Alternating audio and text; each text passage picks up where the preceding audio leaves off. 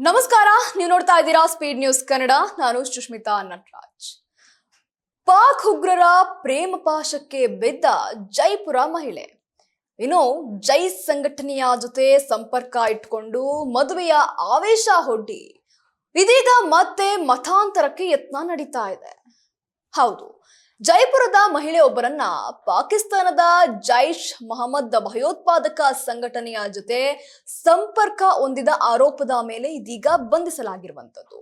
Online ಮೂಲಕ ಪ್ರೇಮ ಪಾಶಕ್ಕೆ ಸಿಲುಕಿಸಿ ಮತಾಂತರಗೊಳಿಸಿ ದೇಶ ವಿರೋಧಿ ಕೃತ್ಯಗಳಿಗೆ ಇದೀಗ ಬಳಸಿಕೊಳ್ಳುವಂತಹ ಪಾಕ್ ಜಾಲದ ಭಾಗವಾಗಿ ಇವರನ್ನ ಇದೀಗ ಕೆಲಸ ಮಾಡ್ತಾ ಇದ್ರು.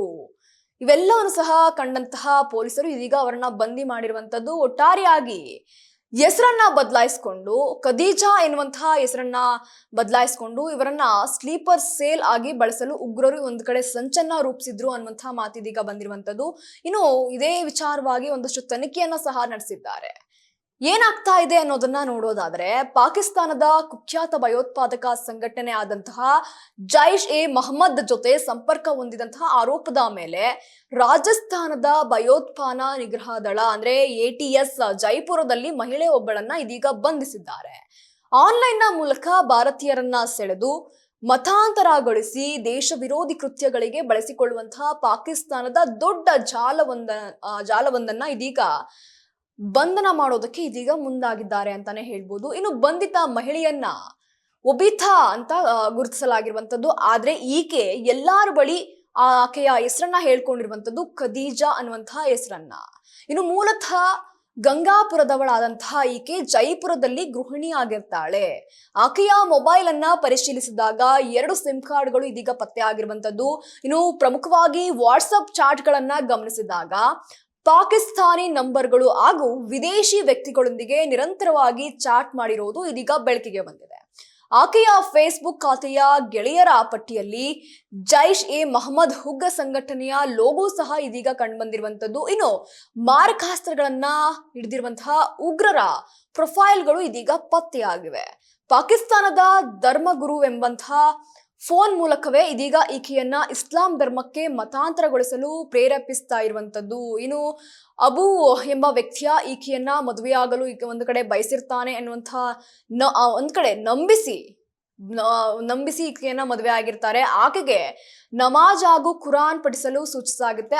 ಅದಾದ ನಂತರ ಈಕೆಯನ್ನ ನೇಪಾಳ, ಸೌದಿ ಅರೇಬಿಯಾ ಅಥವಾ UAE ಅಂದ್ರೆ ದುಬೈ ಮಾರ್ಗವಾಗಿ ಪಾಕಿಸ್ತಾನಕ್ಕೆ ಕರೆಸಿಕೊಳ್ಳಲು ಸಂಚನ್ನ ರೂಪಿಸಲಾಗಿತ್ತು ಅನ್ನೋದು ಇದೀಗ ತನಿಖೆಯಿಂದ ವ್ಯಕ್ತ ಆಗಿರುವಂತದ್ದು. ಇನ್ನು ಕಂದಹಾರ್ ವಿಮಾನ ಅಪಹರಣದ ಮಾಸ್ಟರ್ ಮೈಂಡ್ ಮಸೂದ್ ಆಪ್ತರೊಂದಿಗೆ ಈಕೆಯ ಜಾಲಕ್ಕೆ ಸಂಪರ್ಕ ಇರುವಂತಹ ಶಂಕೆ ಸಹ ಇದೀಗ ವ್ಯಕ್ತ ಆಗ್ತಾ ಇದೆ.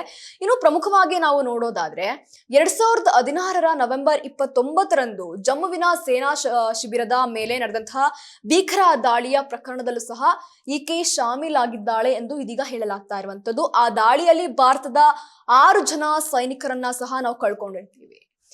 ಇನ್ನು ATS ಅಧಿಕಾರಿಗಳು ಏನಂತಾರೆ ಅನ್ನೋದನ್ನ ನೋಡೋದಾದ್ರೆ, ITS SP ಮನೀಶ್ ತ್ರಿಪಾಠಿ ಅವರ ಪ್ರಕಾರ ತನಿಖೆಯ ಇನ್ನೂ ಸಹ ಆರಂಭಿಕ ಹಂತದಲ್ಲಿರುವಂತದ್ದು. ಕಳೆದ 6-7 ತಿಂಗಳುಗಳಿಂದ ಪಾಕಿಸ್ತಾನದ ಜಾಲವು ಸಹ ಈಕೆಯನ್ನ ಸಂಪೂರ್ಣವಾಗಿ ಬ್ರೈನ್ ವಾಶ್ ಮಾಡಿದ್ದಾರೆ, ಮತಾಂತರಗೊಳಿಸಲು ಇದೀಗ ಪ್ರಯತ್ನಿಸ್ತಾ ಇದ್ದಾರೆ ಅನ್ನುವಂತಹ ಮಾತನ್ನ ಹೇಳಿದ್ದಾರೆ. ಇನ್ನು ಭಾರತದಲ್ಲಿ ವಿಧ್ವಂಸಕ ಕೃತ್ಯಗಳು ಸಹ ಇದೀಗ ನಡೆಸಲು ಈಕೆಯನ್ನ ಸ್ಲೀಪರ್ ಸೇಲ್ ಆಗಿ ಬಳಸಿಕೊಳ್ಳುವಂತಹ ಉದ್ದೇಶವನ್ನ ಹೊಂದಿದ್ದಾರೆ ಅನ್ನುವಂತಹ ಮಾತನ್ನ ಹೇಳಿರುವಂತದ್ದು. ಸದ್ಯ ಆಕೆಯ ಮೊಬೈಲ್ ಮತ್ತು ಡಿಜಿಟಲ್ ಸಾಧನಗಳ ಹೆಚ್ಚಿನ ತಪಾಸಣೆಯನ್ನ ನಡೆಸ್ತಾ ಇರುವಂತದ್ದು.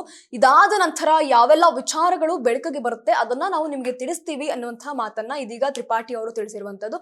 ಒಟ್ಟಾರೆಯಾಗಿ ಇಂದಿಗೂ ಸಹ ಹಿಂದೂ ಯುವತಿಯರನ್ನ ಬಳಸಿಕೊಂಡು ಬೇರೆ ಬೇರೆ ಕಡೆಯಲ್ಲಿ ಇನ್ನೂ ಸಹ ಮತಾಂತರಗೊಳಿಸೋದಕ್ಕೆ ಪಾಕಿಸ್ತಾನಿ ಭಯೋತ್ಪಾದಕರು ಇಂದಿಗೂ ಸಹ ಪ್ರಯತ್ನ ಪಡ್ತಾ ಇರೋದು ಇದೀಗ ಕಂಡು ಬಂದಿರುವಂತದ್ದು. ಒಟ್ಟಾರೆಯಾಗಿ ಈ ವಿಚಾರ ಅಂದ್ರೆ ಈ ಕೇಸ್, ಈ ಪ್ರಕರಣ ಎಲ್ಲಿವರೆಗೂ ಹೋಗುತ್ತೆ, ಮುಂಬರುವಂತಹ ದಿನಗಳಲ್ಲಿ ಈ ಕೇಸ್ನಲ್ಲಿ ಇನ್ನು ಬೇರೆ ಬೇರೆ ಯಾರ್ಯಾರು ಭಾಗಿಯಾಗಿದ್ದಾರೆ ಇವೆಲ್ಲವನ್ನು ಸಹ ತಿಳಿಸೋದಕ್ಕೆ ಇದೀಗ ತ್ರಿಪಾಠಿ ಅವರು ಮುಂದಾಗಿರುವಂತದ್ದು. ಈ ಕೇಸ್ ಮತ್ತೆ ಯಾವ ತಿರುವನ್ನ ಪಡ್ಕೊಳ್ಳುತ್ತೆ ಅನ್ನೋದನ್ನ ಮಾತ್ರ ಕಾದ್ ನೋಡ್ಬೇಕಾಗಿದೆ. ಇದಾಗಿತ್ತು ಈ ಕ್ಷಣದ ಸುದ್ದಿ. ಮತ್ತಷ್ಟು ಅಪ್ಡೇಟ್ಸ್ಗಾಗಿ ನೀವು ನೋಡ್ತಾ ಇರಿ ಸ್ಪೀಡ್ ನ್ಯೂಸ್ ಕನ್ನಡ. ಸುದ್ದಿ ನಿಮ್ಮದು, ವೇಗ ನಮ್ಮದು.